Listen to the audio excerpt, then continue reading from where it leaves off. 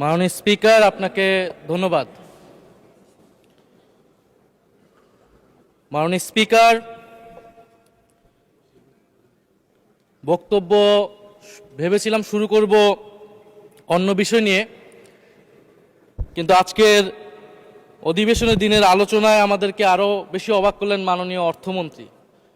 ফলে অর্থ সেক্টরের কিছু বক্তব্য দিয়ে আলোচনা শুরু করছি। আমরা যখনই ব্যাংকিং খাত বা অর্থ সেক্টরের আর্থিক খাতের কথা আসে, মাননীয় অর্থমন্ত্রী একটা বাক্যই বারবার বলেন যে বিএনপির সময়ে এরকম কোনো রেকর্ড নাই যে আর্থিক খাতে বিশৃঙ্খলা হয়েছে। উনি কিছুক্ষণ আগে অস্বীকার করলেন যে বাংলাদেশ ব্যাংকের গভর্নর একটা রাজনৈতিক নিয়োগ, তাদের দলের নির্বাচন কমিটির সদস্য, এবং তিনি এটা অস্বীকার করলেন। আমি মাননীয় স্পিকার টিআইবির একটা তথ্য আপনাদেরকে দিচ্ছি। বর্তমান সরকারি দলের যারা নির্বাচনের প্রার্থী হয়েছেন তাদের 59.41% ঋণগ্রস্ত, এবং যার বেশিরভাগ হচ্ছে সরকারি দলে। সংসদ সদস্যদের 11,000 কোটি টাকার বেশি ঋণ রয়েছে, যার অধিকাংশই সরকারি দলের। এদের অধিকাংশই ঋণ খেলাপি ছিলেন, নির্বাচনের আগে কিছু টাকা ঋণ দিয়ে পুনঃতফসিল করে নিয়েছেন। এবং বর্তমান যে বাংলাদেশ ব্যাংকের গভর্নর, তার স্পেশালিটিটা কি? তার স্পেশালিটি হচ্ছে এই ঋণ পুনঃতফসিল করা, এটাতে তিনি এক্সপার্ট। ফলে তাকে বাংলাদেশ ব্যাংকের গভর্নর কেন দেওয়া হয়েছে এটা খুব পরিষ্কার মাননীয় স্পিকার। এই যে হাজার হাজার কোটি টাকার ঋণ, সেই ঋণগুলো যাতে ঋণ পুনঃতফসিল করতে পারে, সেই সুযোগ সুবিধাটা করে দেওয়ার জন্যই বাংলাদেশের ইতিহাসে প্রথমবারের মতো একজন ব্যবসায়ীকে বাংলাদেশ ব্যাংকের গভর্নর দেওয়া হয়েছে। ফলে জাতির সামনে এই জিনিসগুলো পরিষ্কার হয়েছে। এখন সামনের আর্থিক খাতে আরো নিয়োগ তারা কি বিবেচনায় দিবেন, এই জন্য আমরা তাদের উপর আর আস্থা রাখতে পারছি না মাননীয় স্পিকার। মাননীয় স্পিকার, রাষ্ট্রপতির উপর ধন্যবাদ জ্ঞাপন বক্তব্য। রাষ্ট্রপতির বক্তব্য আমি শুনিও নাই, পড়িও নাই, এবং সেই বক্তব্য দেওয়ার সুযোগ করে দেওয়াকে আমরা প্রত্যাখ্যান জানিয়েছিলাম। আমরা খুব স্পষ্টভাবে বলেছিলাম যে এই রাষ্ট্রপতি অপসারণ প্রয়োজন, তাকে গ্রেফতার করা প্রয়োজন। এই রাষ্ট্রপতির আর কোনো অধিকার নেই বঙ্গভবনে থাকার, এইখানে এসে বক্তব্য দেওয়ার। প্রেসিডেন্ট শাহাবুদ্দিন চুপ্পু, তার কিছু কুকীর্তির কথা মাননীয় স্পিকার হাউসের সামনে তুলে ধরছি। তিনি দুদকের কমিশনার ছিলেন। তাকে দুদকের কমিশনারের করা হয়েছিল 3টে অ্যাসাইনমেন্ট দিয়ে। 1 নম্বর হচ্ছে খালেদা জিয়া এবং তারেক রহমানের বিরুদ্ধে দুর্নীতির অভিযোগের শাস্তি নিশ্চিত করা। 2 নম্বর পদ্মা সেতুর দুর্নীতির অভিযোগ থেকে আওয়ামী লীগকে ক্লিন শিট দেওয়া। 3 নম্বর ফখরুদ্দিন মঈনুদ্দিন সরকারের সময় শেখ হাসিনা সহ আওয়ামী লীগ নেতাদের বিরুদ্ধে হওয়া দুর্নীতির মামলাগুলোকে বাতিল করে দেওয়া। এমন একজন ব্যক্তিকে বিএনপি সরকার রাষ্ট্রপতি হিসেবে এখনো মেনে নিচ্ছে মাননীয় স্পিকার।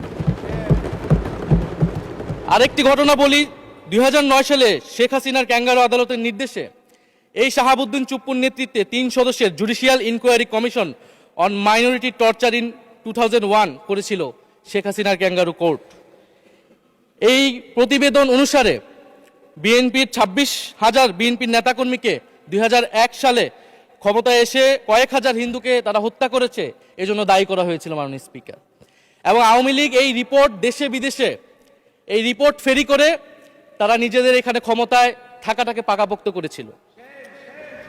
মাননীয় স্পিকার, এই রাষ্ট্রপতি চুপ্পু এস আলমের হাতে ইসলামী ব্যাংকে তুলে দেওয়ার কারিগর, 2 কোটি আমানতকারীকে পথে বসিয়েছিল। এবং জুলাই গণহত্যার সময় তার ভূমিকা, ফ্যাসিবাদের সাথে তার সংশ্লিষ্টতা সবকিছু আমরা জানি।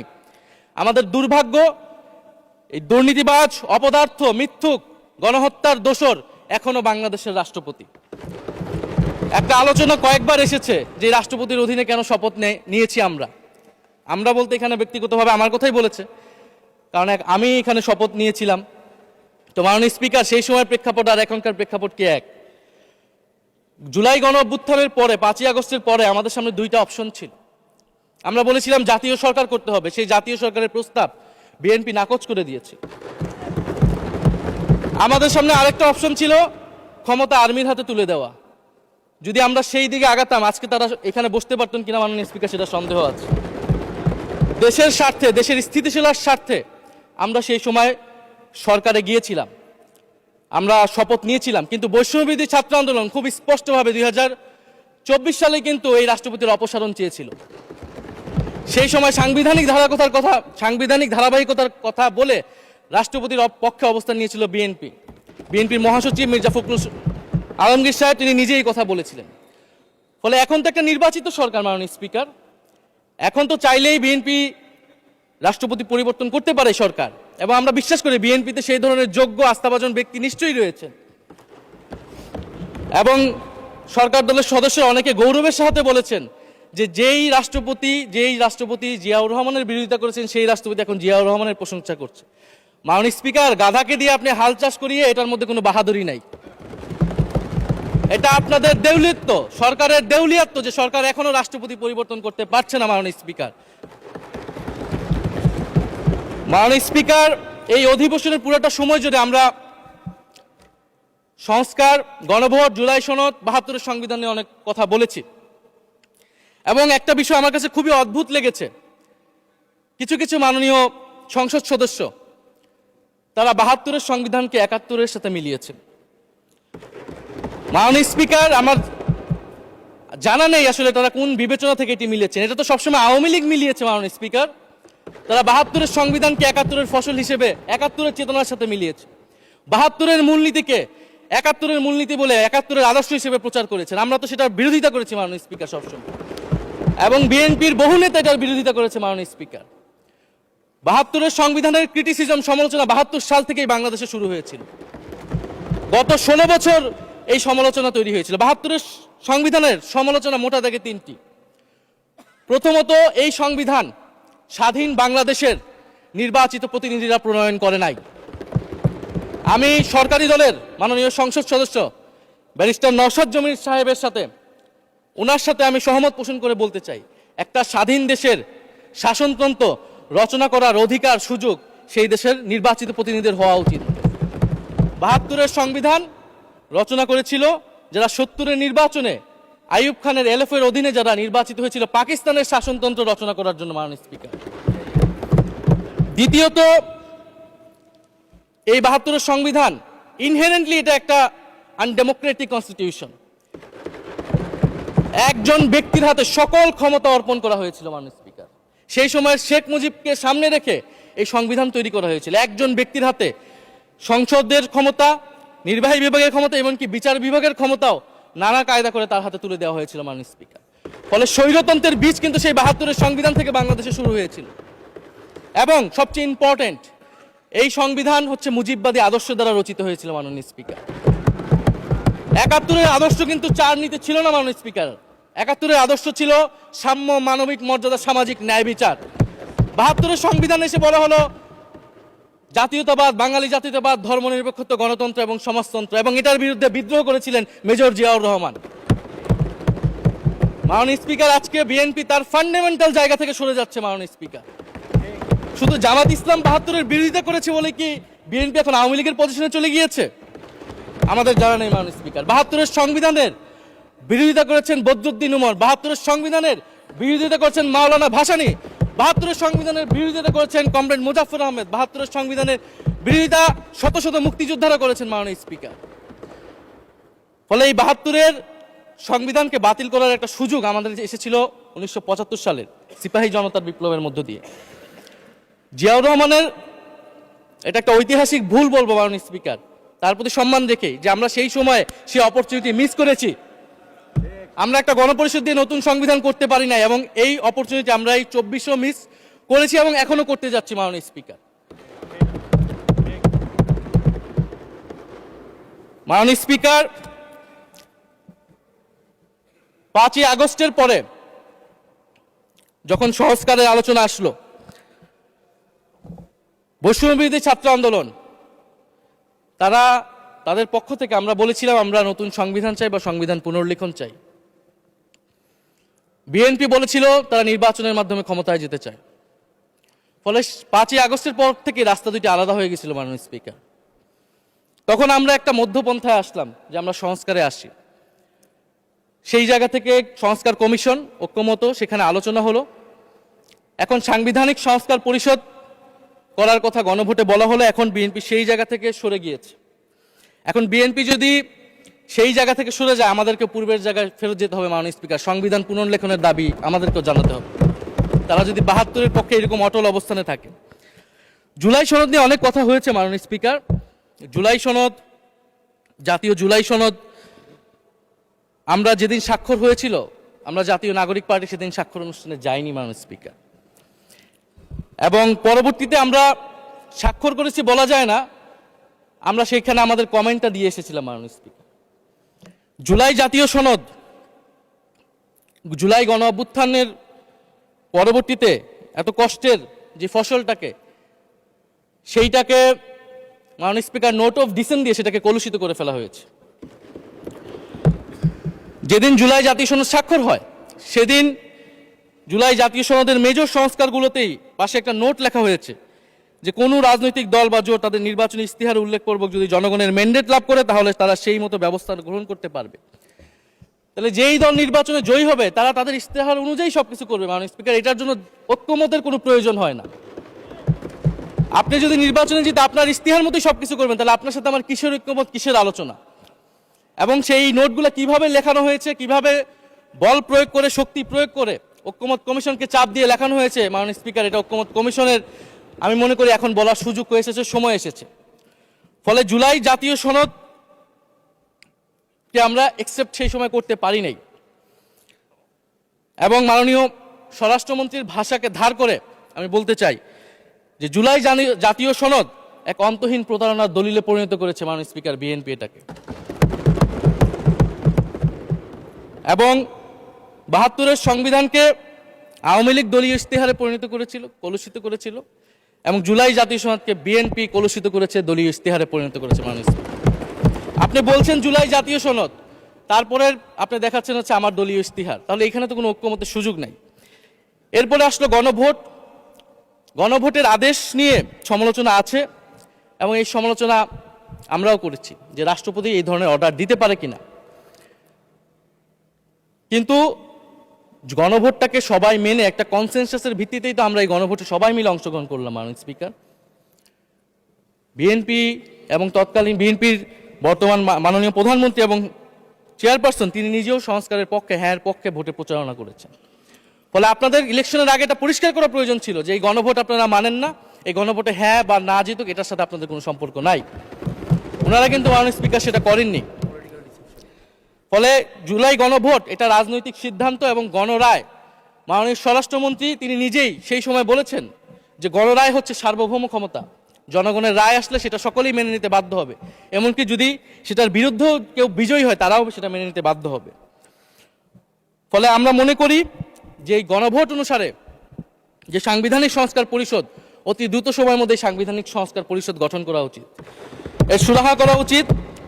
আমরা তো মাননীয় স্পিকার অনেক দূর সরে এসেছি, নতুন সংবিধানের জায়গা থেকে সরে আসতে আসতে আমরা কোথায় আসলাম? আমরা খুবই সামান্য কিছু দাবি এখানে এসেছে, জুলাই জাতীয় সনদ বা গণভোট যেটাই বলেন না কেন, যে একটা উচ্চকক্ষ হবে ভোটের অনুপাতে, তত্ত্বাবধায়ক সরকার হবে। এই তত্ত্বাবধায়ক সরকার নিয়েই তো এত ঝামেলা, গত 16 বছরের এত আন্দোলন। কিভাবে নিয়োগ হবে, এই নিয়োগটা আমাদেরকে জানতে হবে মাননীয় স্পিকার।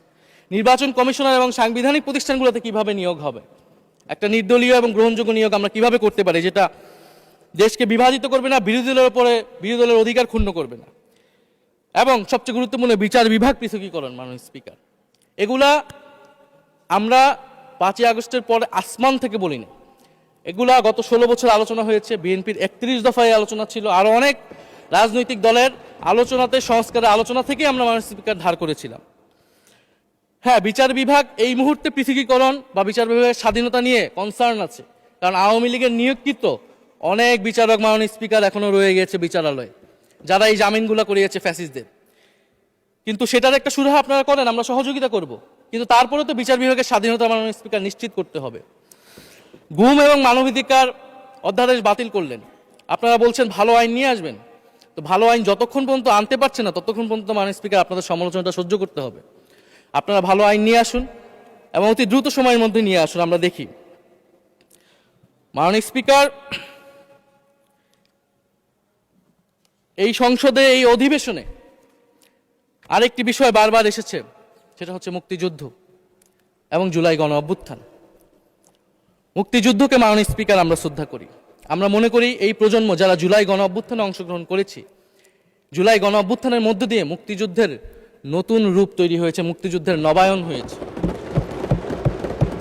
মাননীয় স্পিকার, ফলে মুক্তিযুদ্ধের সাথে জুলাই গণ অভ্যুত্থানের কোনো সাংঘর্ষিক অবস্থান নেই। আমরা বারবার বলেছি মুক্তিযুদ্ধ, জুলাই গণ অভ্যুত্থান হচ্ছে মুক্তিযুদ্ধেরই আরেকটি ধারাবাহিকতা। মুক্তিযুদ্ধে আমরা সাম্য মানবিক মর্যাদার কথা বলেছি, জুলাই গণ অভ্যুত্থানে আমরা বৈষম্য বিরোধী গণতান্ত্রিক বাংলাদেশের কথা বলেছি। মাননীয় স্পিকার, কোথায় পার্থক্য, কোথায় আলাদা, এবং কোন ঘটনা বড় কোন ঘটনা ছোট, এটা অহৈতুক তর্ক। মাননীয় স্পিকার, আমরা কেউ বলি নাই যে জুলাই গণ অভ্যুত্থান মুক্তিযুদ্ধের থেকে বড়, বা জুলাই গণ অভ্যুত্থান 90-এর থেকে বড় বা 90-এর থেকে ছোট। জুলাই গণ অভ্যুত্থান এক বিশেষ ঘটনা বাংলাদেশের ইতিহাসে, মুক্তিযুদ্ধ এক বিশেষ ঘটনা, মুক্তিযুদ্ধ বাংলাদেশের ফাউন্ডেশন। মাননীয় স্পিকার, এটার ব্যাপারে আমরা আনকম্প্রোমাইজেবল, এটা নিয়ে কোনো বিতর্কের কোনো সুযোগ নাই। তবে এই কথাটা ওনারাই বারবার বলে মুক্তিযুদ্ধকেও ছোট করতেছেন, জুলাই গণ অভ্যুত্থানকেও ছোট করতেছেন। আরেকটি বিষয় মাননীয় স্পিকার, মুক্তিযুদ্ধর কথা যখন এসেছে, আমরা যে সাম্প্রতিক সময়ে জাতীয় মুক্তিযোদ্ধা কাউন্সিল জামুকা আইন সংশোধন করা হলো, অধ্যাদেশ পাশ করা হলো, সেখানে কিন্তু একটা গুরুত্বপূর্ণ সংশোধনী এসেছে। মুক্তিযোদ্ধাদের সংজ্ঞা থেকে মুজিব বাহিনীকে বাদ দেওয়া হয়েছে মাননীয় স্পিকার। এবং আপনারা জানেন যে এই মুজিব বাহিনী, সেটাকে সংযুক্তির মাধ্যমে হাজার হাজার ছাত্রলীগের নেতাকর্মীকে মুক্তিযোদ্ধা সার্টিফিকেট দেওয়া হয়েছিল। মাননীয় স্পিকার, মুজিব বাহিনীর রোল কি ছিল এটা আপনারা এখানে যারা অভিজ্ঞ মাননীয় স্পিকার অনেক মুক্তিযোদ্ধা আছেন তারা ভালো করেই জানেন। মুজিব বাহিনী তৈরি হয়েছিল অন্তর্ঘাত তৈরি করার জন্য। তারা অস্ত্র হাতে দেশে পাকিস্তান বাহিনীর বিরুদ্ধে যুদ্ধ করে নাই, তারা দেশে ঢুকে মুক্তিযুদ্ধের আওয়ামী লীগ বারে অন্য যেই পক্ষগুলো রয়েছে তাদেরকে হত্যা করেছিল। মাননীয় স্পিকার, ফলে মুজিব বাহিনী কিন্তু কোনো মুক্তিযোদ্ধা না বর্তমান আইন অনুসারে। কিন্তু এখানে অনেক মুজিব বাহিনীর কিছু লোক আছেন, তারা নিজেদেরকে মুক্তিযোদ্ধা হিসেবে বারবার জাহির করছে। ফলে আমাদেরকে এই ফারাকটাও করতে হবে মাননীয় স্পিকার। এবং মুক্তিযুদ্ধের পক্ষ বিপক্ষের রাজনীতি গত 50 বছর ধরে হয়েছে, আমরা এই সমাধান এখনো কেন করতে পারিনি মাননীয় স্পিকার? এর দায়ভার কে নেবে? বিএনপি কি নেবে না, যারা 29 বছর জামাতের সাথে রাজনীতি করেছে? একটা কথা তো এখন সবাই বলে, সাথে থাকলে সঙ্গী, না থাকলে জঙ্গি। ফলে এটার দায়িত্ব ছিল তো উনাদের, এই রিকনসিলিয়েশন তৈরি করা, এই প্রশ্নের সুরাহা করা। জুলাই গণ অভ্যুত্থানের পরে, স্বাধীনতার 54-55 বছর পরে জাতীয় সংসদে মুক্তিযুদ্ধের পক্ষ আর বিপক্ষ বলে ভাগ থাকবে, এটা তো মাননীয় স্পিকার আমরা প্রত্যাশা করি না, এটা এই প্রজন্ম প্রত্যাশা করে না। আমি মাননীয় স্বরাষ্ট্রমন্ত্রীর সাথে একমত পোষণ করি যে ইতিহাসের এই বিতর্ক আমাদেরকে সমাধান করতে হবে, একপাশে রেখে সামনের দিকে এগিয়ে যেতে হবে, এবং এটা সব পক্ষকে এটার জন্য দায়িত্বশীল ভূমিকা পালন করতে হবে। মুক্তিযুদ্ধ যেমন কোনো দেশের ষড়যন্ত্র না, আবার মুক্তিযুদ্ধের নাম করে এদেশে যে লুটপাট ফ্যাসিবাদ কায়েম হয়েছে সেটাও আমাদের ভুলা যাবে না মাননীয় স্পিকার। মাননীয় স্পিকার, জুলাই গণ অভ্যুত্থান সকলের অংশগ্রহণে হয়েছিল, এটা আমরা বারবার বলেছি। তবে বিএনপির বিভিন্ন সদস্য তারা তাদের আলোচনায় বারবার বলার চেষ্টা করে যে আমরা ছিলাম না, আমরা তো এইভাবে ছিলাম, এভাবে ছিলাম। এটা তো প্রমাণ করার প্রয়োজন নাই মাননীয় স্পিকার। এটা কেন এত হীনমন্যতা আমাদের এটা বুঝে আসে না। বিএনপি তো অবশ্যই জুলাই গণ অভ্যুত্থানে ছিল, আমাদের সাথেই ছিল। এবং সেই সময়ের একটা উক্তি বিএনপির মহাসচিব মির্জা ফখরুল ইসলাম আলমগীর, উনি বলেছিলেন যে এই আন্দোলনের সাথে আমাদের সম্পর্ক নাই, এটা ছাত্রদের আন্দোলন। তার ওই বক্তব্য সঠিক ছিল মাননীয় স্পিকার। তার উনার ওই সময়ে কৌশলগত অবস্থান এটাই সঠিক ছিল, উনি ওই সময় এই বক্তব্যই প্রয়োজন ছিল, এটা তো আমাদের কোনো দ্বিমত নাই। মাননীয় স্পিকার, আমাকে ডিজিএফআই, ডিবি, এসবি, বাংলাদেশের হেন কোনো গোয়েন্দা সংস্থা নাই যারা আমাকে ইন্টারগেশন করেছে, টর্চার করেছে, এবং একটা কথা বারবার বলানোর চেষ্টা করেছিল যে এই আন্দোলন বিএনপি জামাতের আন্দোলন, যারা আগুন লাগিয়েছে তারা বিএনপি জামাতের সন্ত্রাসী। এটা একবার তোমরা শুধু বলো। ডিবি অফিসের শেষ পর্যন্ত আমরা বাধ্য হয়েছি আন্দোলন স্থগিতের ঘোষণা দিতে, কিন্তু কখনো এই কথাটা মাননীয় স্পিকার আমরা বলিনি। ফ্যাসিবাদ বিরোধী রাজনৈতিক দলের নেতাকর্মীকে আমরা আন্দোলনের সময় থেকে এখন পর্যন্ত কখনো আমরা অস্বীকার করিনি। কিন্তু একটা জায়গা আমরা ফারাক করতে চাই, যে এই গণ অভ্যুত্থান কোনো দলীয় আন্দোলন নয়। 90-এর গণ অভ্যুত্থান, 69-এর গণ অভ্যুত্থান থেকে এই গণ অভ্যুত্থানের পার্থক্য রয়েছে মাননীয় স্পিকার। এই গণ অভ্যুত্থানে ফ্যাসিবাদ বিরোধী রাজনৈতিক দলের নেতাকর্মীরা নেতৃত্বে নয়, সামনে পিছনে ছিল মাননীয় স্পিকার। সামনে সাধারণ জনগণ ছিল, ছাত্ররা ছিল। ফলে সেই হিসেবেই এই গণ অভ্যুত্থানকে স্বীকৃতি দেওয়া উচিত। এখন যদি বলা হয় যে অমুকের নেতৃত্বে এই গণঅভ্যুত্থান হয়েছে, আমাদের লোকেরা এই গণঅভ্যুত্থান করেছে। এটা মাননীয় স্পিকার এই গণঅভ্যুত্থানের সাথে যারা সাধারণ মানুষ নেমেছিল, যারা শহীদ হয়েছে, তাদের সাথে মাননীয় স্পিকার বিশ্বাসঘাতকতা করা হবে। ফলে জুলাই গণঅভ্যুত্থানের সকলের অংশগ্রহণ ছিল। হ্যাঁ, আমাদের অনেক মতপার্থক্য। জুলাই গণঅভ্যুত্থানের পরে আমাদের রাস্তা আলাদা হয়ে গেছে আমরা মনে করি রাজনৈতিকভাবে, কিন্তু গণঅভ্যুত্থান আমরা একসাথেই করেছিলাম মাননীয় স্পিকার। এবং আমি দুইটা কোটেশন বলতে চাই মাননীয় স্পিকার। 7ই আগস্টে নয়াপল্টনের সমাবেশে জনাব তারেক রহমান ভার্চুয়ালি যুক্ত হয়ে বলেন, 1971 ছিল স্বাধীনতা অর্জনের আন্দোলন, আর 2024-এর আন্দোলন হলো সেই স্বাধীনতা ও সার্বভৌমত্ব রক্ষার আন্দোলন। এই আন্দোলনে অংশ নেওয়া প্রতিটি ছাত্র জনতা আজ থেকে নতুন দিনের মুক্তিযোদ্ধা। মাননীয় স্পিকার, মুক্তিযুদ্ধের সাথে আমরা তুলনা করছি এই জায়গা থেকে, কারণ আমাদের কাছে এটা প্রায় যুদ্ধ সময় একটা পরিস্থিতি ছিল। 6 আগস্ট বঙ্গভবনে আলোচনা শেষে ব্রিফিংয়ে মির্জা ফখরুল ইসলাম আলমগীর বলেন, ছাত্র জনতা বুকের রক্ত দিয়ে আমাদের নতুন এক সকাল উপহার দিয়েছে। বাংলাদেশ আজ দ্বিতীয়বার স্বাধীন হলো। এই স্বাধীনতা আমাদের রক্ত দিয়ে রক্ষা করতে হবে মাননীয় স্পিকার। আমরাও বলি রক্ত দিয়ে রক্ষা করতে হবে। মাননীয় স্পিকার, আমাকে একটু সময় বাড়িয়ে দিবেন। আমি যে সময়টা পেয়েছি এটা বিরোধী দলের কোটা থেকে, আমি আশা করব সরকারি দলের কোটা থেকে আমি আরো 10 মিনিট পাবো মাননীয় স্পিকার। মাননীয় চিফ হুইপ এবং সংসদ নেতা নিশ্চয়ই এটাতে সম্মতি দিবেন। মাননীয় স্পিকার, আমরা ভারত এবং পররাষ্ট্রনীতি নিয়ে কিছু কথা বলতে চাই। এই সরকার আসার পর একটা জিনিস বারবার আছে যে ভারতের সাথে সম্পর্ক উন্নয়ন, এবং মাননীয় পররাষ্ট্র মন্ত্রী যিনি আগের সরকারের নিরাপত্তা উপদেষ্টা, যার পদত্যাগ তৎকালীন বিএনপি চেয়েছিলেন, সেই পররাষ্ট্রমন্ত্রী ভারতে সফর করেছেন প্রথম, এবং তিনি যে বিবৃতি দিয়েছেন সেই বিবৃতি আমাদের কাছে স্পষ্ট না। আমরা কোন ভিত্তিতে ভারতের সাথে সম্পর্ক উন্নয়নের কথা বলছি? যেই ভিত্তিতে আওয়ামী লীগ উন্নয়নের কথা বলেছিল সেই ভিত্তিতে? ভারত বাংলাদেশকে 1971 সালের পর থেকে করদ রাজ্য পরিণত করার জন্য হেন চেষ্টা নেই যে করে নাই মাননীয় স্পিকার। সীমান্তে হত্যাকাণ্ড এখনো হচ্ছে, আমরা নদীর পানি হিস্সা পাচ্ছি না, এবং নতুন করে যেটা হচ্ছে যে বর্ডারে বাংলাদেশি বলে বিভিন্ন মানুষকে পুশ ইন করা হচ্ছে। 2025 সালে 2 মাসে 4000 মানুষকে বাংলাদেশে পুশ ইন করেছে ভারত, ইন্ডিয়ান এক্সপ্রেস অনুযায়ী। মাননীয় স্পিকার, এক ভয়ঙ্কর সংকট সামনের দিনে আমাদের দিকে কিন্তু আসতে যাচ্ছে। এবারে পশ্চিমবঙ্গের ইলেকশন হলো মাননীয় স্পিকার। নির্বাচনের কয়েকদিন আগে ভোটার তালিকা থেকে অন্তত 30 লক্ষ জীবিত ভোটারকে বাদ দেওয়া হয়েছে। এদের অধিকাংশ হচ্ছে মুসলিম এবং মতুয়া সম্প্রদায় মাননীয় স্পিকার। এবং এনআরসি তারা করেছে, বাংলাভাষী মুসলমানদেরকে তারা বাংলাদেশি বলে বিতাড়িত করছে এবং বাংলাদেশে পুশ ইন করার চেষ্টা করছে।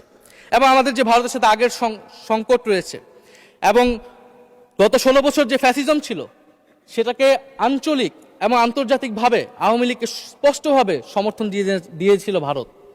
এবং এখনো জুলাইয়ের গণহত্যাকারী খুনি শেখ হাসিনা, ওসমান হাদির হত্যাকারীরা সবাই ভারত তাদেরকে আশ্রয় দিয়েছে। ফলে ভারতের সাথে এই বিষয়গুলো নিয়ে আমাদের সরকার কি কথা বলেছে এটা মাননীয় স্পিকার আমরা জানতে চাই। ভারতের সাথে সম্পর্ক আমরা উন্নয়ন করতে চাই, ভারত আমাদের প্রতিবেশী দেশ, কিন্তু মর্যাদার ভিত্তিতে, সাম্যের ভিত্তিতে এই সম্পর্ক হতে হবে মাননীয় স্পিকার।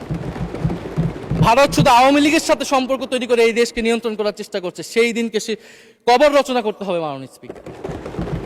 ফলে এটা আমরা বুঝতে পারতেছি না ভারত বিএনপির সাথে বা বর্তমান সরকারের সাথে তার সম্পর্কের ভিত্তিটা কি, এবং বর্তমান সরকার আমার এই কথাগুলো যেগুলো আমি বললাম সেগুলো নিয়ে ভারতের সাথে কথা বলেছে কিনা মাননীয় স্পিকার। মাননীয় স্পিকার, দুর্নীতি নিয়ে অনেক কথা হয়, আমি ঋণ খেলাপির পরিসংখ্যানগুলো দিলাম, এবং নির্বাচনের বিধান অনুযায়ী ঋণ খেলাপিকে নির্বাচনে প্রার্থী হতে পারবে না, কিন্তু আমরা দেখলাম নির্বাচনের আগে কিছু টাকা পরিশোধ করে ঋণ পুনঃতফসিল করে তারা সংসদ সদস্য বেশি আসতেন মাননীয় স্পিকার। মাননীয় স্পিকার, আমি কিছু সংখ্যা বলছি। 1700 কোটি টাকা, 765 কোটি টাকা, 679 কোটি টাকা, 621 কোটি টাকা, 201 কোটি টাকা, 182 কোটি টাকা, 97 কোটি টাকা। মাননীয় স্পিকার, এগুলো আমাদের সংসদ সদস্য যারা তাদের ঋণ রয়েছে মাননীয় স্পিকার। এবার আমি নাম বললাম না, কিন্তু পরের সেশনে কিন্তু মাননীয় স্পিকার আমি নাম ধরেই কথা বলবো, এগুলা ফ্যাক্ট, এবং এখনো 2 জন আসতে পারে নাই এই কারণে। এখন দুর্নীতির বিরুদ্ধে তো যুদ্ধ ঘোষণা হয়েছে, এখন এই ঋণগুলো কবে বাংলাদেশের জনগণ ফেরত পাবে, বাংলাদেশের ব্যাংক ফেরত পাবে মাননীয় স্পিকার, এটা আমরা জানতে চাই। মাননীয় স্পিকার, যদি সময় একটু বাড়িয়ে দেন। হ্যাঁ, মাননীয় সদস্য, আপনি আবেদন জানিয়েছিলেন, এর মধ্যে ট্রেজারি বেঞ্চের যে চিফ হুইপ আছেন, মাননীয় চিফ হুইপ, উনি আমাকে জানিয়েছেন উনার সময় 20 মিনিট বরাদ্দ ছিল, সেখান থেকে 5 মিনিট উনি কর্তন করে আপনাকে দিয়েছেন। তো আপনি 5 মিনিটের মধ্যে দয়া করে শেষ করবেন। থ্যাংক মাননীয় ইউ। স্পিকার, আর মাননীয় প্রধানমন্ত্রীর থেকে আরো 5 মিনিট আমি রিকোয়েস্ট করছি মাননীয় স্পিকার, আর যদি 5 মিনিটে শেষ করতে পারে আমি শেষ করে দিব, কোনো সমস্যা নেই। মাননীয় স্পিকার, ফলে আমরা দুর্নীতির কথা বলা হচ্ছে, 16 বছরে আওয়ামী লীগের যে দুর্নীতি, সেই দুর্নীতি থেকেও বড় হয়ে গেছে অন্তর্বর্তী সরকারের সময়ে ছাত্র সমন্বয়করা কি দুর্নীতি করেছে। মাননীয় স্পিকার, ছাত্র সমন্বয়করা খুবই খারাপ, তারা মন্ত্রণালয়ে ঘুরেছে, দুর্নীতি করেছে, কিংস পার্টি করেছে। তো মাননীয় স্পিকার, গত আওয়ামী লীগের আমলে 16 বছরের দুর্নীতির বিচার ওনারা কিভাবে করবেন সেইটা মাননীয় স্পিকার ওনাদের বলা উচিত জনগণের সামনে। এবং আরও ভালো হয় যদি 2001 থেকে 6 সাল পর্যন্ত মাননীয় স্পিকার যে দুর্নীতির অভিযোগগুলো এসেছিল সেটারও একটা স্বচ্ছ তদন্ত মাননীয় স্পিকারের বর্তমান সরকার করে। দুর্নীতি কেউ না কেউ তো করেছে, কারা করেছে তাদের নাম বাংলাদেশের জনগণের সামনে উন্মুক্ত করা হোক, কারণ সেটার জন্যই তাদেরকে ভোগান্তি পোহাতে হয়েছে 1/11 ষড়যন্ত্রের মাধ্যমে। বর্তমান প্রধানমন্ত্রী, তাকেও কিন্তু দুর্নীতির মিথ্যা অভিযোগ দিয়ে মাননীয় স্পিকার তার বিরুদ্ধে মামলা করা হয়েছিল। মাননীয় স্পিকার, মাননীয় স্বরাষ্ট্রমন্ত্রীর দৃষ্টি আকর্ষণ করছে, একটু আইন শৃঙ্খলা নিয়ে কথা বলি। 2 মাসে বিএনপির হাতে খুন হয়েছে 31 জন, ধর্ষণের ঘটনা ঘটেছে 14টি, বিএনপির চাঁদাবাজির খবর এসেছে 83টি, হামলার ঘটনা এসেছে 154টি। এর একটিতেও সরকার কার্যকর কোনো ব্যবস্থা গ্রহণ করেনি। মাননীয় স্পিকার, শাহবাগ থানার সামনে ঢাকা বিশ্ববিদ্যালয়ের সাংবাদিক সমিতির কয়েকজন সদস্যকে বেধড়ক মারধর করেছে ছাত্র দলের নেতাকর্মীরা, এবং এটার এখনো কোনো মামলা নেয়নি। মাননীয় স্বরাষ্ট্রমন্ত্রী যদি জানান এই মামলাটা কেন নেওয়া হচ্ছে না। থানার ভিতর প্রবেশ করে ওসির রুমে ডাকসুর 2 জন নির্বাচিত প্রতিনিধিদের উপর হামলা করা হয়েছে। মাননীয় স্পিকার, ঢাকা বিশ্ববিদ্যালয়ের সাংবাদিক সমিতি, মাননীয় স্পিকার আপনি জানেন আপনি ঢাকা বিশ্ববিদ্যালয়ের ছাত্র, মহসিন হলের, আমিও মহসিন হলের ছাত্র। মাননীয় স্পিকার, ঢাকা বিশ্ববিদ্যালয়ের সাংবাদিক সমিতির একটা বড় ভূমিকা আছে বাংলাদেশের গণতান্ত্রিক আন্দোলনগুলোতে, আমাদের বিশ্ববিদ্যালয়ের গণতান্ত্রিক আন্দোলনগুলোতে। মাননীয় স্পিকার, মাজার হামলা নিয়ে কিছু কথা বলতে চাই। এই সরকারের আমলেও আমরা দেখলাম যে কুষ্টিয়ায় মাজারে হামলা করে একজনকে হত্যা করা হয়েছে। মাননীয় স্পিকার, এটা আমরা নিন্দা এবং প্রতিবাদ জানাই। আমরা কোনো ধর্মীয় বিতর্কে ঢুকবো না, সেটা নিয়ে আমাদের আলেম ওলামাগণ ব্যাখ্যা করবেন, কিন্তু আমরা রুল অফ ল নিয়ে কথা বলতে চাই। মাননীয় স্পিকার, এই ধরনের ঘটনা কোনোভাবেই গ্রহণযোগ্য হতে পারে না, এবং অন্তর্বর্তী সরকারের সময় এই ধরনের ঘটনা অনেক ঘটেছে, আমরা তারও নিন্দা জানাই, এবং সকল ঘটনার তদন্ত এবং বিচার হওয়া উচিত মাননীয় স্পিকার এই সময়ের মধ্যে। মাননীয় স্পিকার, জঙ্গিবাদ নিয়ে নতুন করে কথা আসছে, সরকারের প্রতি অনুরোধ থাকবে আপনারা একটু সমন্বয় করে বক্তব্য দিন। স্বরাষ্ট্রমন্ত্রী বলছেন জঙ্গিবাদ নেই, আবার মাননীয় প্রধানমন্ত্রীর উপদেষ্টা বলছেন জঙ্গিবাদ আছে, জঙ্গি আছে। তো ওনাদের বক্তব্যটা পরিষ্কার হলে আমরাও এই বিষয়ে আমাদের অবস্থান বা বক্তব্যটা পরিষ্কার করতে পারবো। তবে একটা জিনিস, যে জঙ্গিবাদের বিরুদ্ধে আমাদের 0 টলারেন্স। মাননীয় স্পিকার, এটা বাংলাদেশের সিকিউরিটি প্রশ্ন, এবং এটা সরকার এককভাবে ডিল করতে পারবে না, এটা জাতীয় ঐক্য লাগবে, এবং সরকারকে আমরা সর্বাত্মকভাবে সহযোগিতা করবো এই বিষয়ে। তবে বিগত আমলের মতো এবং ওয়ারেন্ট টেররের প্রজেক্ট হিসেবে যাতে বাংলাদেশে কোনো জঙ্গিবাদের নাটক না হয় মাননীয় স্পিকার, এটাও আমাদের মাথায় রাখবে। মাননীয় স্পিকার, আমাদের দেশের প্রধান একটা জনগোষ্ঠী হচ্ছে কৃষক, আমরা সবাই কৃষক পরিবারের সন্তান। সরকার কৃষি কার্ড দিচ্ছে, এটা সরকারকে সাধুবাদ জানাই। তবে সরকার গত বছরের যে দামে কৃষক থেকে ধান এবং চাল কিনেছে, এই বছর ঠিক একই দামে কৃষক থেকে ধান কিনছে, এটার ফলে কৃষকদের কিন্তু মাননীয় স্পিকার লোকসান হচ্ছে। ডিজেলের দাম বৃদ্ধি হয়েছে, সেচ খরচ, সার, বীজ, শ্রমিক মজুরি সব মিলিয়ে মাননীয় স্পিকার বড় মৌসুমে ধানের উৎপাদন খরচ উল্লেখযোগ্যভাবে বেড়েছে। একদিকে কৃষি কার্ড দিবেন, আরেকদিকে ধানের ন্যায্য মূল্য আপনারা কৃষককে দিবেন না, এটা মাননীয় স্পিকার কোনো সমাধান বলে আমরা মনে করি না। মাননীয় স্পিকার, আমরা জুলাই গণহত্যার বিচার নিয়ে মাননীয় আইনমন্ত্রীকে এখন পর্যন্ত কোনো ব্রিফিং মাননীয় সংসদে করতে শুনি নাই, হয়তো আমার মিস হয়ে যেতে পারে।